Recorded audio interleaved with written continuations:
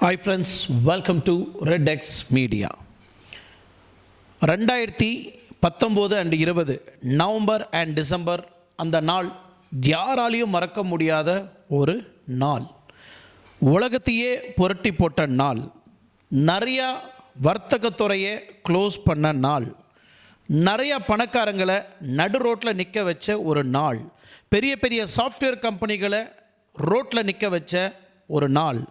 பெரிய பெரிய ஐடி கம்பெனிங்கெல்லாம் இழுத்து மூடிட்டு வீட்டுக்கு போகக்கூடிய ஒரு நாள். இந்த நாள் யாராலையும் மறந்திருக்க முடியாது. அந்த அளவுக்கு ஏழப்பட்டவங்களாகட்டும் பணக்காரங்களாகட்டும் எல்லாரையுமே புரட்டி போட்ட ஒரு நாள்.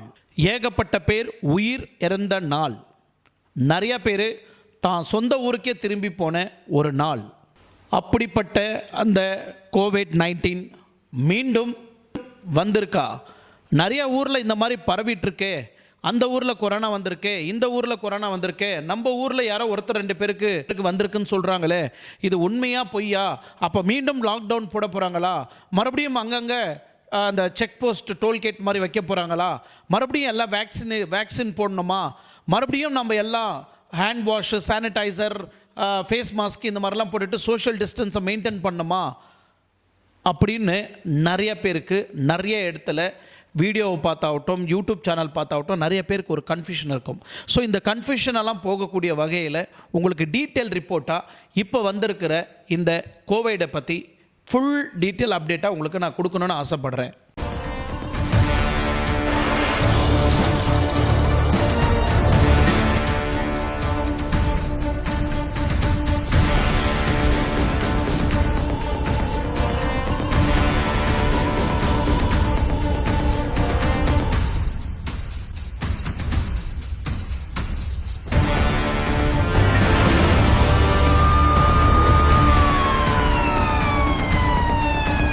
இந்த வைரஸ் ஜப்பானில் தான் வந்திருக்கு, சைனாவில் வந்திருக்கு, நைஜீரியாவில் வந்திருக்கு. இந்தியாவில் இன்னும் அதிகமாக வரத்துக்கு வாய்ப்பு இருக்கா? ரொம்ப பயமாக இருக்கே அப்படின்னு நிறைய பேர் பயந்துட்டு இருக்கிறாங்க. புது கொரோனா வைரஸ் இத்தனை நாள் ஆகிட்ட பிறகு மறுபடியும் இந்தியாவுக்குள்ளே வரத்துக்கு வாய்ப்பு இருக்குது. இது எப்படி வந்தது, எப்படி பரவப்பட்டது, அதோட முக்கியத்துவம் என்ன அப்படின்றத நம்ம பார்க்கலாம். ஸோ இந்த புது கொரோனா வைரஸ் JN.1 இந்த நியூ கொரோனா வைரஸ் 2013 கண்டுபிடிக்கப்பட்டது டென்மார்க்கில். ஸோ இந்த புது வைரஸ் 2013 கண்டுபிடிக்கப்பட்டது. டென்மார்க்கில் கண்டுபிடிக்கப்பட்ட பிறகு மற்ற எந்தெந்த நாட்டில் இந்த கொரோனா வைரஸ், இந்த புது நியூ வேரியண்ட் வைரஸ் எப்படி பரவப்பட்டது, எந்தெந்த கண்ட்ரியெல்லாம் பரவி இருக்குது அப்படின்னு நீங்கள் பார்த்தீங்கன்னா Canada, Israel, Portugal, Sweden, United kingdom and US. இதுதான் கம்ப்ளீட் டேட்டா இந்த JN.1 நியூ வைரஸ். ஸோ இப்போதைக்கு சைனா அண்ட் இந்தோனேஷியா, சிங்கப்பூர் இந்த ஒரு 3 கண்ட்ரியில் தான் இப்போ அந்தந்த இடத்துல பரவிட்டுருக்கு அப்படின்னு நிறைய செய்திகளை நம்ம பார்க்குறோம். பட் இதில் சீனா மெயின் பிளேஸாக இருக்குது. பட் அவங்க தரப்பில் இருந்து இன்னும் எந்த ஒரு செய்தியும் வெளியாகலை. ஸோ குறிப்பாக இப்போ தமிழ்நாட்டில் நிறைய இடத்துல இந்த JN.1 இந்த நியூ வைரஸ் பரவிட்டுருக்கா அப்படின்னு நிறைய பேருக்கு ஒரு கேள்வி இருக்குது. நிறைய பேர் பயந்துட்டும் இருக்கிறாங்க. இப்போ நிறைய சேனலில் இந்த மாதிரி புது வைரஸ் வந்திருக்குது, அப்போ இன்னும் மக்கள் எல்லாம் பாதிக்க போகிறாங்களா அப்படின்னு பார்த்தீங்கன்னா கண்டிப்பாக இங்கே ஒரு இன்ஃபர்மேஷன் பயந்துட்டுருக்குறாங்க. ஸோ இதனால் தமிழ்நாட்டில் இருக்கக்கூடிய மக்கள் யாராவது இந்த மாதிரி இந்த JN.1 வைரஸால் பாதிக்கப்பட்டவங்க நிறைய பேர் இருக்கிறாங்க. இதனால் நம்ம என்ன ஆகப்போகுது அப்படின்னு பயப்படக்கூடிய நபர்கள் யாராக இருந்தாலும் சரி, தயவுசெய்து யாரும் பயப்படாதீங்க. மத்திய அரசாங்கம் இப்போ கொடுத்துருக்கிற ஒரு ரிப்போர்ட்டில் யாரும் பயப்பட தேவையில்லை. ஸோ இந்த JN.1 இந்த நியூ வைரஸோட இந்த குட்டி அப்டேட்ஸை நம்ம எடுத்து பார்க்கலாம். ஸோ நம்ம எல்லாருக்குமே பரிச்சயமான ஒரு வைரஸ் எது அப்படின்னு நீங்கள் பார்த்தீங்கன்னா ஒமிக்ரானோட லீனேஜ் நீங்கள் பார்த்தீங்கன்னா BA.2.86 இதில் இருந்து தான் இந்த JN.1 இந்த நியூ வைரஸ் உருவாயிருக்கு. இந்த ஒமிக்ரான் கொரோனா வைரஸ்லேருந்து எப்படி இந்த வைரஸ் வெளியே வந்தது அப்படின்னு நீங்கள் பார்த்தீங்கன்னா ஸ்பைக் புரோட்டீனில் ஒரு சின்ன சேஞ்சஸ் ஆகிருக்கு. ஸோ இந்த சின்ன சேஞ்சஸை தான் இன்றைக்கி நிறைய டெக்னாலஜி இருக்குது நம்ம இந்தியாவில். இந்த டெக்னாலஜி வச்சு தான் நிறைய பேர் கண்டுபிடிக்கிறாங்க. ஆல்ரெடி நிறைய பேர் வேக்சின் போட்டிருப்பீங்க, நிறைய பேர் பூஸ்டர் டோஸ்டெல்லாம் போட்டிருப்பீங்க இல்லைங்களா? ஸோ ஆல்ரெடி நம்ம எல்லாருமே அந்த சிம்பிளை காமிச்சிருப்போம். அந்த கோவிடை வந்து எப்படி இருக்கும், எப்படி உருவம் மாறி இருக்கும், எப்படி அந்த கோவிட் இருக்கும் அப்படின்னு நம்ம எல்லாருக்குமே தெரிவிச்சிருப்போம். இதே மாதிரி சிம்பிள் ஏதாவது வந்தாக்கா நம்ம உடம்புல ஏற்றிருக்கக்கூடாது அப்படின்னு நிறைய பேருக்கு நம்ம சொல்லியும் கொடுத்துருப்போம். பட் இது ரெண்டையும் பிரேக் பண்ணுற வகையில் தான் இந்த JN.1 வைரஸ் வந்து ஈஸியாக நம்ம உடம்பை தாக்கிறதுக்கு வாய்ப்பு இருக்குது அப்படின்னு சயின்டிஸ்ட்டுங்க சொல்கிறாங்க. ஸோ இப்போது வெயில் காலம் போய் இப்போ மழை காலம் வந்திருக்கு. ஸோ இந்த பருவமழை மாற்றங்கள் இருக்கும்போது கண்டிப்பாக நம்ம எல்லாருக்குமே ஜுரம் வரத்துக்கு வாய்ப்பு இருக்குது, காஃப் வரத்துக்கு வாய்ப்பு இருக்குது, டயரியா போகிறதுக்கு வாய்ப்பு இருக்குது. இந்த மாதிரி சேஞ்சஸ் எல்லாம் கண்டிப்பாக மாறும். த சேம் டைம் இந்த கொரோனா டைமில் கூட நிறைய பேருக்கு வந்து கொரோனா சிம்டம்ஸ் இருந்தாக்கா நம்மளுக்கு காய்ச்சல் வரத்துக்கு வாய்ப்பு இருக்குது, கோல்டு ஆகிறதுக்கு வாய்ப்பு இருக்குது, சரியாக ஐடென்டிஃபை பண்ண முடியாது. அதே மாதிரி டயரியா போகிறதுக்கு வாய்ப்பு இருக்குது. இந்த மாதிரி எல்லா ஒரு சிம்டம்ஸும் அந்த டைம்லேயும் இருந்தது. ஸோ இப்போ இந்த மாதிரி ஒரு டைமில் இந்த காய்ச்சல் ஜுரம் வரும்போது மீண்டும் இந்த H1.1 நியூ வைரஸ் நம்மளை அட்டாக் பண்ணிடுச்சோ, நம்மளை மறுபடியும் இந்த கோவிட் வந்து நம்மளை தாக்கிடுச்சோ அப்படின்னு நிறைய பேர் பயப்படுறதுக்கு வாய்ப்பு இருக்குது. தயவு செய்து அந்த இடத்துல பயப்பட வேண்டாம். கோவிடை வந்து நம்ம யாராலையும் தடுக்க முடியாது, யாராலையும் அழிக்கவும் முடியாது. இப்போ வாழக்கூடிய இந்த காலகட்டத்தில் கோவிடை நம்ம கூடியே தான் கூப்பிட்டுக்கிட்டு ஜேர்ன் பண்ணிட்டு இருக்கிறோம். பட் இது யாருக்குமே தெரியாது. பட் அது கூட வாழ்ந்தாகணும், இதுதான் கட்டாயம். இந்த JN.1 வைரஸை வந்து கண்டுபிடிச்சது யார் அப்படின்னு நீங்கள் பார்த்தீங்கன்னா the world health organisation. So இப்போ நீங்கள் ஜென்ரலாகவே நீங்கள் பார்த்துக்கிட்டிங்கன்னா எந்த ஒரு வைரஸ் வந்தாலும் நீங்கள் அங்கே இங்கே நியூஸ் பார்க்குறதோட இந்த வேர்ல்டு ஹெல்த் ஆர்கனைசேஷனோட நியூஸை நீங்கள் பார்த்தீங்கன்னா you will be get clarity and clear update from them. So world health organisation என்ன சொல்கிறாங்கன்னா, இந்த கோவிடை நாங்கள் ஜஸ்ட் அப்சர்வேஷன் பண்ணிகிட்ருக்குறோம், கண்காணிச்சிட்ருக்குறோம், இதனால் எங்கேயும் யாருக்கும் பாதிப்பு வரல. பட் இருந்தாலும் இது பின்னாடியே தான் நாங்கள் ஆய்வு செய்துட்ருக்குறோம். இதனால் யாருக்காவது பாதிப்பு உண்டானால் உடனே கன்சர்ன் டிபார்ட்மெண்ட்டுக்கு தெரிவிங்க. அதை பேஸ் பண்ணி நாங்கள் மீண்டும் அதை பற்றி ஆய்வு செய்வோம். இது மறுபடியும் மக்களை தாக்காத வகையில் இதை நாங்கள் எப்படி ப்ரொடெக்ட் பண்ணோம் அப்படின்றத வந்து நாங்கள் இன்னும் ஆராய்ச்சி செய்துட்ருக்குறோம் அப்படின்னு WHO சொல்லியிருக்கிறாங்க. இப்போ வரைக்கும் சோஃபார் யாரும் இந்த JN.1 வைரஸில் பாதிக்கப்பட்டவங்க எந்த ஹாஸ்பிட்டலையும் அட்மிட் ஆகலை, யாரும் ஹாஸ்பிட்டலேருந்து வெளியே வரல, அதோட சீரியஸ்னஸ் கண்டிஷன் இன்னும் வெளிப்படுத்தலை அப்படின்னு வேர்ல்டு ஹெல்த் ஆர்கனைசேஷன் வந்து இன்ஃபர்மேஷன் கொடுத்துருக்குறாங்க. ஸோ இந்த கோவிட் வந்து 2019 அண்ட் 2020 பீரியடில் வந்து எக்கச்சக்கமான ஜனங்களை வந்து சாகடிச்சு கொண்டுடுச்சு.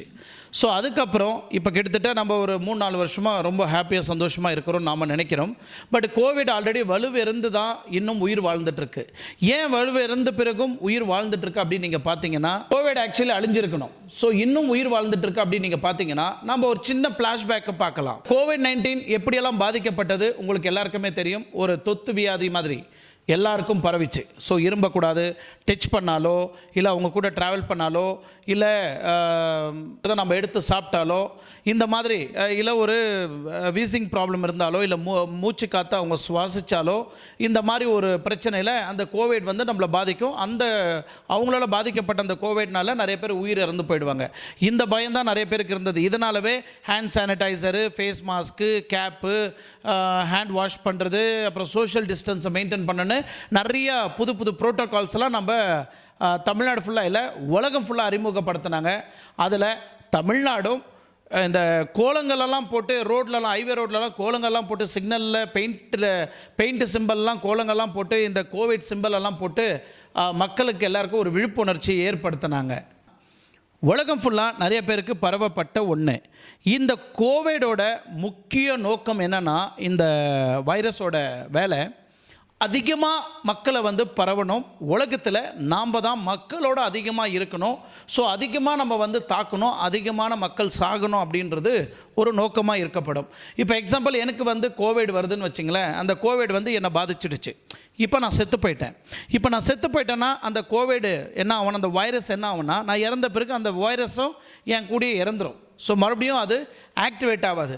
பட் இங்கே கோவிட் வரத்துக்கு முன்னாடியே நம்ம என்ன பண்ணுறோம், நம்மள எல்லோரும் ஐசோலேஷனில் வைக்கிறாங்க. இப்போ நம்ம வந்து ப்ரொடெக்ட் பண்ணி நம்மளுக்கு தனி ரூம் கொடுத்து நம்மளுக்கு இன்ஜெக்ஷன் போட்டு சில மெடிசன் முறையில் நம்மளை காப்பாற்றுறதுக்கு முயற்சி பண்ணுவாங்க. ஸோ அந்த ஒரு டைமில் தான் அந்த கோவிட் வந்து நம்மளை பாதிக்கக்கூடாது, நம்மளை அட்டாக் பண்ணக்கூடாதுன்னு நிறையா பொதுமக்களுக்கு வந்து இந்த ஃபேஸ் மாஸ்க் போடுங்க, சோஷியல் டிஸ்டன்ஸை மெயின்டைன் பண்ணுங்கள், ஃபுல் கவர் பண்ணிவிட்டு பேஷண்ட்டுக்கிட்ட போய் நின்று பேசணும், அந்த மைக்ரோ பாலித்தீன் கவர்ஸ் எல்லாம் நம்ம யூஸ் பண்ணி பேஷண்ட்டு கிட்ட போகாமலே நிறைய பேர் வந்து பேசிகிட்டு இருப்போம். வைரஸோட வேலை வந்து மல்டிப்ளை பண்ணுறது தான் அதோட முக்கியமான வேலை. ஸோ இந்த வைரஸை மக்களாகிய நாம் சயின்டிஸ்ட்டுங்க, டாக்டருங்க நிறைய பேர் வந்து இந்த வைரஸை வந்து எப்படி கண்ட்ரோல் பண்ணலாம் அப்படின்னு நம்ம மனித பிறவிகள் எல்லாருமே நம்ம அந்த வைரஸ்கிட்டேருந்து எப்படி தப்பிக்கலாம், அதை எப்படி கண்ட்ரோல் பண்ணலாம், நிறைய விஷயங்களை நம்ம ஃபாலோ பண்ணிட்டு வரோம். நிறைய பேர்கிட்ட மல்டிபிள் ஆகணும், எல்லா ஜனங்களுக்கும் இது பரவணும், நம்ம அவங்க கூடயே பயணிக்கணும் அப்படின்னு முடிவு எடுத்திருக்கு. ஸோ அந்த மாதிரி ஒரு புது வைரஸ் தான் இந்த JN.1 வைரஸ். ஸோ இப்போ இருக்கக்கூடிய நிறைய பேர்கிட்ட இந்த JN.1 வைரஸ் வந்து பரவி இருக்கலாம். ஆல்ரெடி இப்போ சேலத்தில் நிறைய பேருக்கு பரவி இருக்கு, அதை ஐடென்டிஃபை பண்ணியிருக்கிறாங்க. இது வரைக்கும் நம்ம இங்கே வரல, அங்கே வரல, அங்கே வந்துருச்சு, இங்கே வந்துருச்சு அப்படின்னு ஒரு ரூமர்ஸாக தான் பார்த்துருப்போம். பட் இப்போ சேலத்தில் கன்ஃபார்ம் பண்ணியிருக்கிறாங்க. நிறைய பேருக்கு வந்து JN.1 வைரஸ் வந்து கேரளாவில் 95 பீப்புளுக்கு வந்திருக்கு, தமிழ்நாட்டில் 66 பீப்புள், மகாராஷ்டிரா 66 பீப்புளுக்கு இந்த புது வைரஸ் வந்து கண்டுபிடிக்கப்பட்டிருக்கு. ஸோ இதை சார்ந்து நிறைய கண்ட்ரியில் பரவிட்டுருக்கு. நிறைய கண்ட்ரியில் இந்த JN.1 வைரஸ் வந்து நிறைய கண்ட்ரியில் பரவிட்டுருக்கு. இதனால் எந்த கண்ட்ரிலையும் லாக்டவுன் போடல, யாருக்கும் எந்த ஒரு பாதிப்பும் இல்லை அப்படின்னு வேர்ல்டு ஹெல்த் ஆர்கனைசேஷன் வந்து தெரிவிக்கப்படுது. ஹாஸ்பிட்டலைஸ்டு யாரும் ஆகலை, இதனால் யாரும் பாதிக்கப்படலை அப்படின்னு நிறைய பேருக்கு தெரிவிச்சிருக்கிறாங்க. அது மட்டும் இல்லை, இந்த வைரஸோட அப்பனையே பார்த்துட்டோம், இதெல்லாம் சும்மா துக்கடா மாதிரி. ஸோ இதெல்லாம் வந்து ஈஸியாக பாசிங் க்ளவுட்ஸ் மாதிரி வந்துட்டு போவோம். பட் இதனால் நிறைய பேர் இதை சொல்லியே நிறைய பேர் வந்து ஷாக்கிங் கொடுக்குறது, நிறைய பேருக்கு பயம் வைக்கிறது, நிறைய பேர் பயப்படுறது, அந்த மாதிரி ஒரு சம்பவத்தெல்லாம் சோஷியல் மீடியாவில் ஏற்படுத்திகிட்டு இருக்கிறாங்க. பட் தயவுசெய்து யாரும் பேனிக் ஆக வேண்டாம். இந்த JN.1 வைரஸ் வந்து இதனால் இதுவரைக்கும் யாருக்கும் எந்த ஒரு பாதிப்பும் வரல அப்படின்னு ஆய்வாளர்கள் சொல்கிறாங்க. ஸோ இதை எப்படி நம்ம கண்ட்ரோல் பண்ணுறது அப்படின்னு நீங்கள் பார்த்தீங்கன்னா, ஜென்ரலாகவே நம்ம வந்து ஒரு ஃபேஸ் மாஸ்க் போட்டுக்கிறது நல்லது. அதே மாதிரி 3 டைம் ஹேண்ட் சானிடைசர், கை கால் கழுவுறது, ஃபேஸ் மாஸ்க் போடுறது, இது வந்து நம்ம ஜென்ரலாகவே மெயின்டைன் பண்ணிக்கிட்டால் இந்த மாதிரி வைரஸும் நம்ம உடம்புல வர்றதை நம்ம தவிர்க்க முடியும். ஆல்ரெடி நம்ம எல்லாருமே பூஸ்டர் வரைக்கும் டோஸ் வந்து நம்ம போட்டிருக்கிறோம். ஸோ எல்லாரோட இம்யூனிட்டி பவரும் நல்லா ஸ்ட்ராங்காக தான் இருக்கும்னு நான் நம்புகிறேன். ஏன்னா இந்த வைரஸால் நம்மளோட இம்யூனிட்டி பவரை வந்து பாதிக்காது அப்படின்றது வந்து த வேர்ல்டு ஹெல்த் ஆர்கனைசேஷன் வந்து சொல்கிறாங்க. பட் முன்னெச்சரிக்கையாக நம்ம கோவிட் காலத்தில் எப்படி இருந்தோமோ அதே மாதிரி இப்போது நம்ம ஜாகிரதையாக இருந்தால் போதும். இந்த JN.1 வைரஸ் வந்து கண்டிப்பாக நம்மளை யாரையும் தாக்காது அப்படின்றத வந்து நான் மெயினாக சொல்லுவேன். எஸ்பெஷலி வந்து ஸ்கூலுக்கு போகக்கூடிய குழந்தைங்க, காலேஜுக்கு போகக்கூடிய குழந்தைங்களுக்கு தயவு செய்து மீண்டும் அந்த ஹேண்ட் சானிடைசரை கொடுங்க. யாராவது இரும்பினாலோ தோஷம் இருந்தாலோ தயவு செய்து அவங்கக்கிட்ட இருந்து கொஞ்சம் தூரத்தில் இருக்க சொல்லுங்கள். யாருக்காவது காய்ச்சல் இருந்தாலும் அவங்கள விட்டு கொஞ்சம் தூரத்தில் இருக்க சொல்லுங்கள். இந்த சோஷியல் டிஸ்டன்ஸை இப்போ இருந்தே நம்ம கொஞ்சம் மெயின்டைன் பண்ண ஆரம்பித்தாவே போதும். இந்த மாதிரி குட்டி குட்டி வைரஸ் எல்லாம் வந்து நம்மளை தாக்குறதுக்கு வாய்ப்பு இல்லை அப்படின்னு வந்து உறுதியாக சொல்லுவேன். ஸோ கண்டிப்பாக இந்த காலகட்டத்தில், அதுவும் 2025 இந்த JN.1 வைரஸ் வந்து ஒரு ரெவல்யூஷனை கிரியேட் பண்ணலாம் அப்படின்னா, இப்போ 2019 2020 வந்து இந்த COVID-19 அப்படின்னு சொல்லுவோம். அதே மாதிரி இந்த JN.1 வைரஸ் வந்து 2025 அப்படின்னு ஒரு இம்பேக்ட் கிரியேட் பண்ணலான்னு பார்த்தாங்க. பட் கண்டிப்பாக அது முடியல. ஏன்னா கோவிட் எந்த ஊர்லேருந்து வந்ததுன்னு எல்லாருக்குமே தெரியும், அதையே மூடி மறைக்கிறாங்க. இப்போ வரைக்கும் எங்கள் ஊர்லேருந்து வரல அப்படின்னு சைனா கவர்மெண்ட்டு இப்போ வரைக்கும் சொல்லிட்டு இருக்கிறானுங்க. அதே மாதிரி தான் இந்த மாதிரி வைரஸை வந்து ஒவ்வொரு கண்ட்ரியிலிருந்தும் பரவிட்டுருக்கு. ஒரு கண்ட்ரியிலிருந்தும் இதை வந்து தாக்குறதுக்கும் நிறைய பேர் சொல்கிறாங்கல்ல. இப்போ போன டைமில் கூட நம்ம வீடியோவில் பேசும்போது, கோவிடை பற்றி பேசும்போது பயோவார் அப்படின்னு சொன்னாங்க. ஏன்னா இப்போ பாகிஸ்தான் கூட நிறைய போரெல்லாம் நடந்துகிட்ருக்கு. இப்போ நம்ம சிந்தூர் ஆப்ரேஷனை பற்றி நிறைய பேர் கேள்விப்பட்டிருப்போம். இந்த மாதிரி அடுத்த பயோவார் தான் நம்ம கண்ட்ரியில் நடக்க போகுது. ஏன்னா இந்த மாதிரி புது புது வைரஸை தாக்கி பரவ விட்டு மக்களெல்லாம் சாகடிக்கிறது தான் இந்த பயோவார். இந்த பயோவாரை பேஸ் பண்ணி தான் நிறைய பேர் மக்கள் வந்து பயந்துட்டு இருக்கிறாங்க. ஸோ இப்போ யாரும் பேனிக் ஆக வேண்டாம். இந்த மாதிரி வைரஸால் நம்மளுக்கு யாருக்கும் எந்த ஒரு பாதிப்பும் இல்லை அப்படின்றத உங்கள் ஸ்கூல் குழந்தைங்களுக்கும் நீங்கள் டெய்லியும் சொல்லிக் கொடுங்க. அதனால் இந்த மாதிரி ஒரு குட்டி குட்டி துக்கடா வைரஸ்னால குழந்தைங்க கூட பயப்படுவாங்க. ஸோ இந்த பயத்தை வந்து போக்கணும்னா நாம் எல்லாருமே ஒரு விழிப்புணர்ச்சியாக இருக்கணுன்றது வந்து என்னோட வேண்டுகோள். எனிவே இந்த இன்ஃபர்மேஷன் உங்களுக்கு பிடிச்சிருக்குன்னு நம்புகிறேன். மீண்டும் அடுத்த வீடியோவில் சந்திக்கும் வரை உங்களிடமிருந்து விடைபெறுவது உங்கள் ஆர்கே. நன்றி, வணக்கம்.